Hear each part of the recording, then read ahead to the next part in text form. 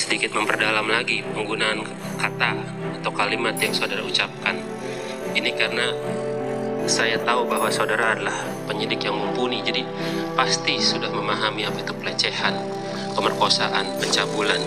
Tapi saya ada yang merasa janggal pada saudara itu menyampaikan, bukan hanya di BAP tapi di persidangan ini, terkait kata-kata yang sebenarnya itu Anda tahu bahwa itu bukan kata yang sebenarnya. Katakanlah seperti ini, saudara Putri menyatakan bahwa dia dilecehkan, di Saguling dia bilang dilecehkan, padahal Anda tahu yang terjadi bukan pelecehan, pemerkosaan. Yang diceritakan adalah pemerkosaan. Anda kemudian mengatakan juga kepada Ricky dan Richard, ibu dilecehkan. Pada saudara sudah tahu bahwa itu adalah pemerkosaan.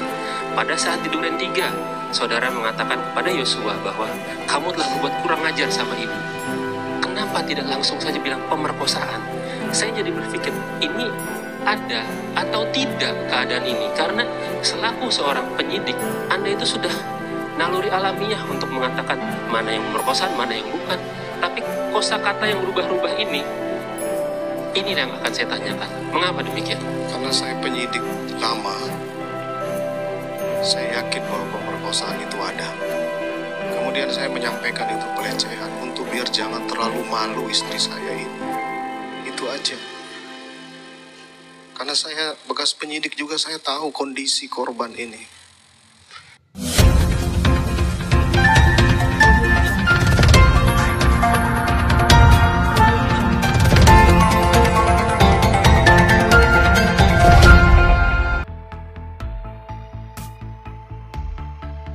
Mati kutu. Ferdy Sambo tak bisa jawab pertanyaan jaksa soal istrinya, Putri Chandrawati dan Yosua lakukan ini. Nasib para terdakwa kasus pembunuhan Brigadir Yosua Huta Barat tinggal menunggu waktu. Rencananya para terdakwa Ferdy Sambo, Putri Chandrawati, Richard Eliezer, Kuat Maruf dan Ricky Rizal akan menjalani sidang tuntutan minggu depan. Namun, dalam detik-detik akhir, sidang pemeriksaan terdakwa terkuak banyak fakta yang cukup mencengangkan. Seperti pada sidang kasus pembunuhan berencana terhadap Brigadir Yosua di Pengadilan Negeri Jakarta Selatan, Selasa tanggal 10 Januari tahun 2023.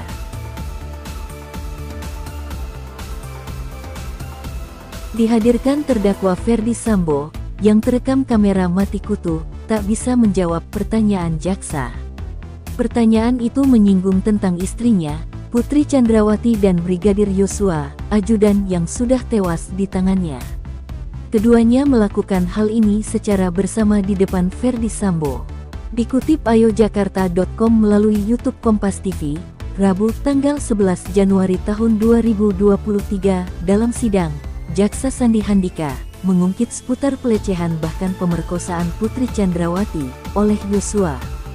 Kalau memang saudara sudah tahu bahwa Putri Chandrawati dilecehkan, bahkan diperkosa oleh Yosua, kenapa saudara tetap membiarkan dia pergi bersama Yosua ke Duren 3? Tanya jaksa Sandi.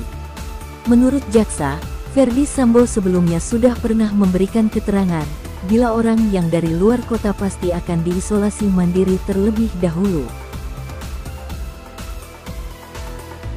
Sedangkan menurut logika jaksa, pasti Ferdy Sambo sudah tahu bahwa Putri Chandrawati pasti akan diisolasi bersama dengan Yosua dan semua yang datang dari luar kota.